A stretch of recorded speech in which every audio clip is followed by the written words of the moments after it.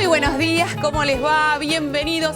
Es viernes. Buen ¿Cómo le va, día, doctor? ¿cómo estás? ¿Bien? Bien, bueno, bien. nosotros ¿Vos? estamos en proceso de adaptación. Hoy no hay fútbol, ¿eh? Hoy no hay fútbol, No hay y por fútbol. eso celebramos tanto el tema de que sea viernes, porque cuesta adaptarse al horario de las 9 de la mañana, pero estamos felices, como siempre, acompañándolos todas las mañanas. Queremos decir que hoy tenemos un tema súper importante. Hablamos y nos centralizamos muchas veces en la importancia que tiene que todos los adultos tomemos conciencia en cómo comen y qué comen nuestros hijos, porque esto va a repercutir directamente en su estado de salud cuando se transformen en adolescentes o adultos.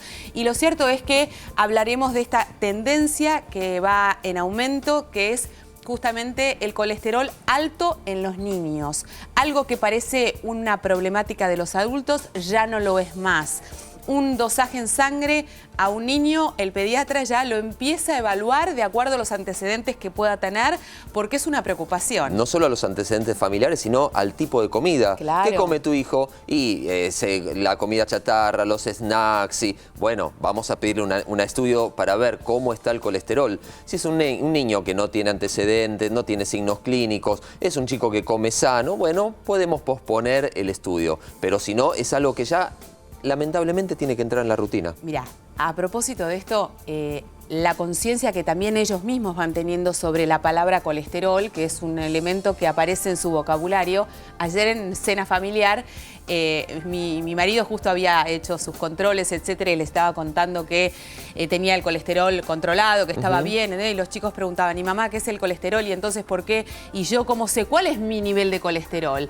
Y los chicos decían, pero entonces yo voy a tener un infarto si tengo el colesterol mal. Ya lo relacionaron. Ya lo relacionaban porque hablábamos justamente de por qué el colesterol es tan importante. Bueno, de eso vamos a estar hablando, así que no se lo pierdan, y es muy importante que los padres estén conscientes y atentos a lo que nos va a decir y nos va a enseñar la doctora en un ratito nada más. Bueno, otro de los temas también tiene que ver con la alimentación y tiene que ver con aquellas personas que tienen un intestino corto.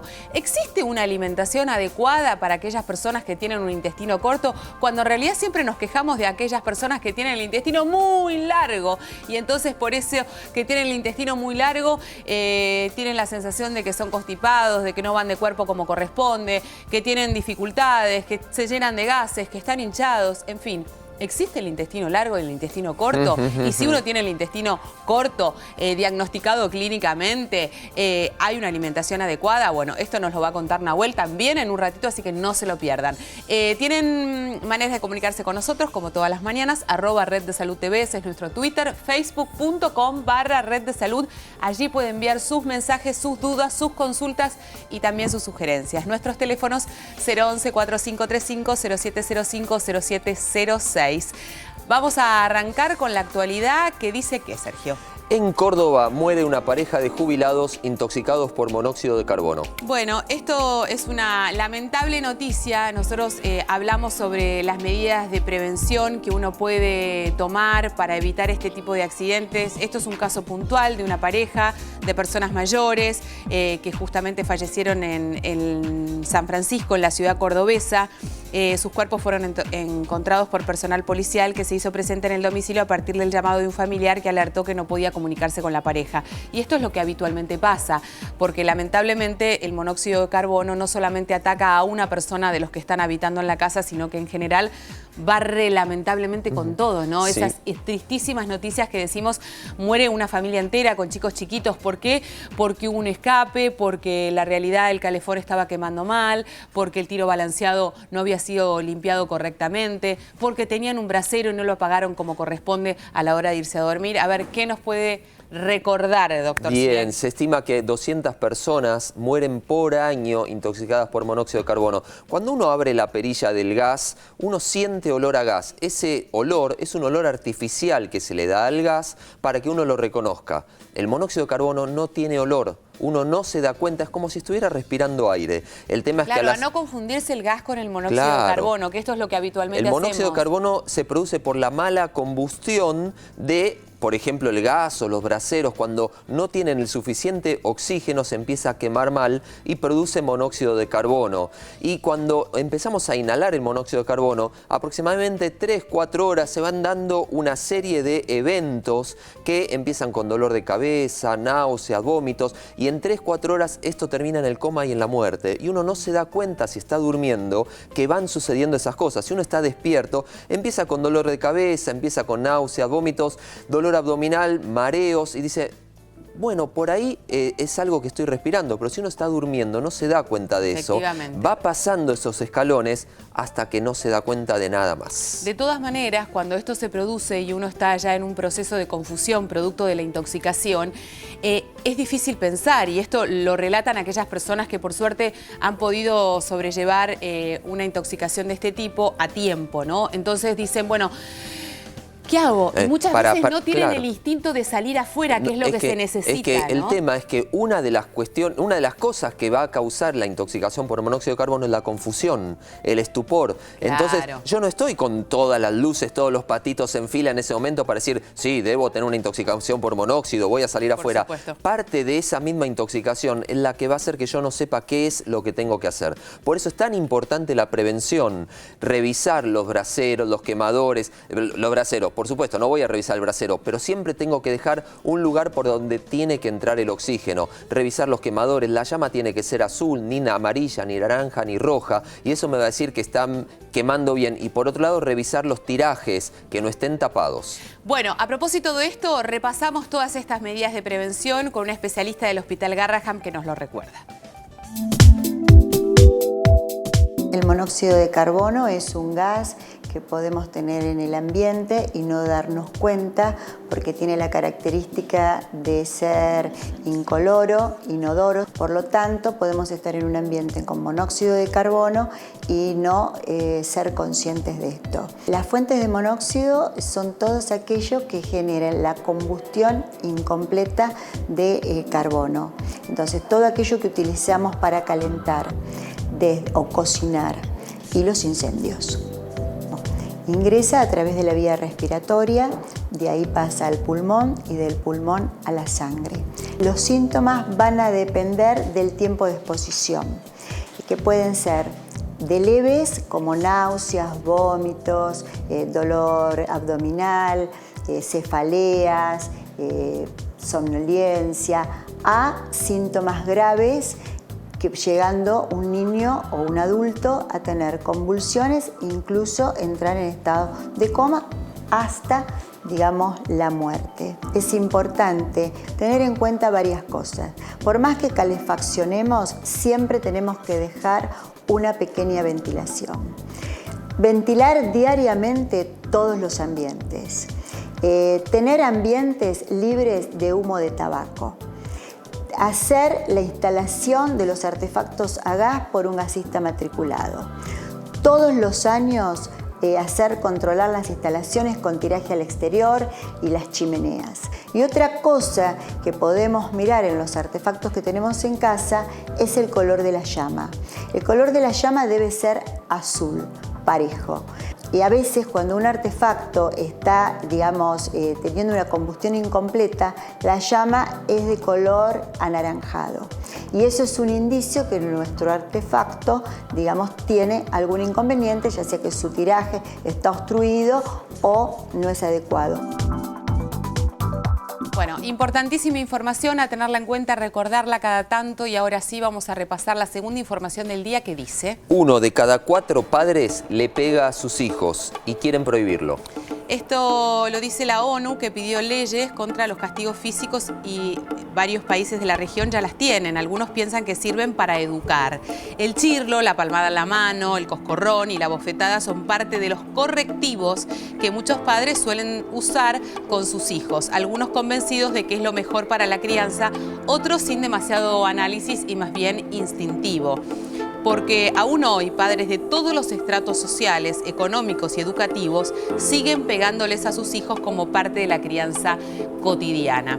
Y esto es una realidad, cuando uno se pone a autoanalizar aquellas cosas que hace como parte de la educación y crianza, porque uno se pone nervioso, porque a uno se le salta la ficha, y decide que, bueno, que en ese momento se sacó y agarró del brazo, pegó una bofetada, pegó un tirón de pelos, y esto lamentablemente no tiene un control, porque nadie se mete en nuestra propia casa, nadie sabe exactamente qué es lo que se está realizando, y hay situaciones que llegan a un nivel de maltrato preocupante, porque nada se corrige con la violencia, esto ya lo sabemos y se ha analizado desde todo punto de vista.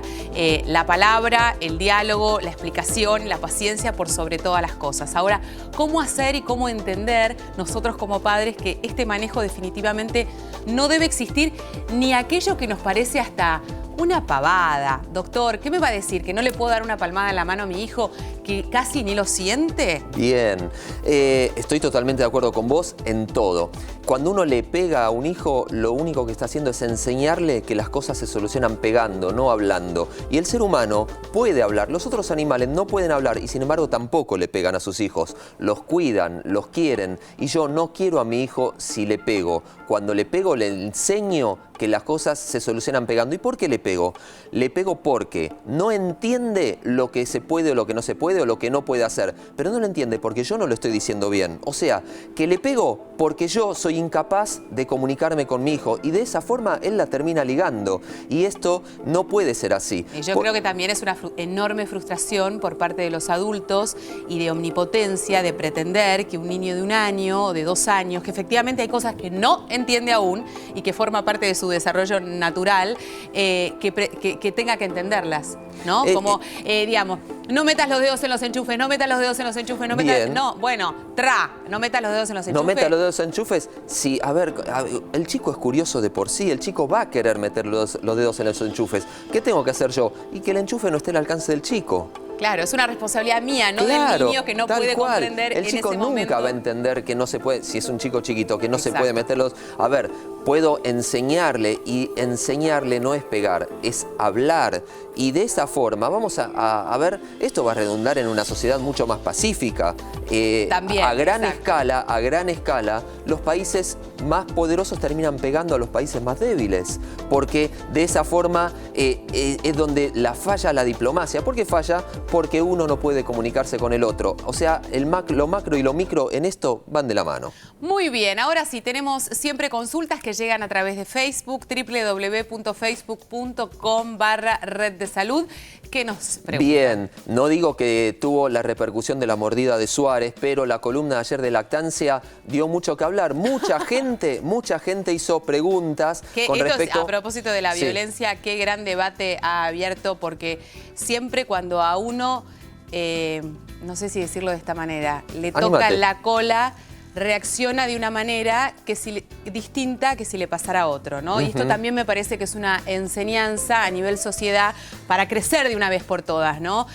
Cuando uno veía esas imágenes, al principio uno se asombraba y se alertaba, y después le empezabas a encontrar la parte graciosa, cuando en realidad no lo es y tiene un contexto que es muy serio y que es un ejemplo, y que hay muchos, a propósito de la educación, hay muchos chicos que están mirando qué ejemplo le estamos dando, ¿no? Una conducta antideportiva total. Bastante, aparte de que todas las cámaras lo están mirando, pero está lleno de conductas antideportivas. Ojalá se mida con la misma vara, ¿no? Bueno, me parece que vos sos de los otros estos que piensan que efectivamente hay que medir todo, obviamente, pero porque no se mide todo, no se mide esto también. No. Yo lo que digo es una conducta este antideportiva que debe ser sancionada. Totalmente, estamos de acuerdo. Debe ser sancionada. Totalmente. Ahora, bueno, veremos, no sabemos si esto es exagerado o no. Veremos cómo se sanciona de ahora en más muchas otras cosas. Está bien, muy bien.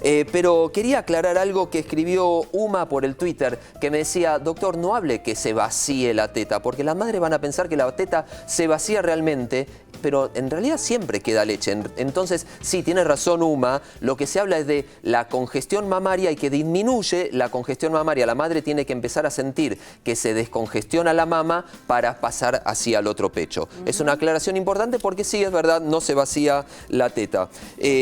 Vamos a contestarle a Silvana, que pregunta, ¿de qué forma se puede hacer para que aumente la producción de leche? Bueno, una, como dijimos, era que el bebé descongestione lo más posible una mama, se vende todo el stock, como yo explicaba ayer, y se fabrica mucha más leche. Por otro lado, que no se interrumpan tomas en el medio para que no se acumule leche y de esa forma disminuya lo que yo contaba ayer, que era el factor de inhibidor de la lactancia, que haya poco. Y por otro lado, cuando esto falla, hay que recurrir a algunos remedios. Los que se usan para los vómitos, para inhibir los vómitos, que no voy a decir ninguna marca, esas famosas gotitas tienen como efecto colateral en madres que amamantan que aumenta la producción de leche. Por ejemplo, la domperidona se usa para eso, son unas gotitas que se usa para los vómitos. Eso se puede usar perfectamente en la lactancia y aumenta la producción de leche, así que por ese lado vamos a corregirlo. Y la última, la de Noelia de Rosario, dice que su hijo tuvo anemia a los 2 años y a los 5 años ella quiso repetir el análisis para que el médico, que el médico le pida el análisis para saber si tenía o no anemia todavía. Y el médico no se lo quiso hacer. Bueno, no se lo quiso hacer Noelia porque clínicamente tu hijo ya no estaba anémico. Lo debe haber corregido. Debe tener las conjuntivas bien rojas, es un chico que no se cansa, que crece perfectamente. Entonces no hace falta repetir el análisis si tu pediatra considera eso. Tenemos que hacer la pausa. Les recordamos que se pueden comunicar con nosotros, @Red de Salud TV, www.facebook.com/Red de Salud. Estaremos hablando del colesterol alto en los niños, cómo detectarlo, por qué viene, por qué es importante revertir esta situación, porque esto puede repercutir directamente en su estado de salud. Es una situación que va en aumento y que debe atenderse, así que no te lo pierdas. Y si quieres llamarnos, lo puedes hacer a nuestros teléfonos al 011-4535-0705-0706. Ya venimos, no te vayas.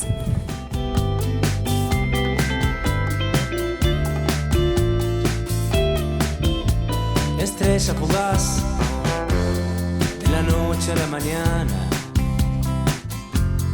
no me esperará en la cama.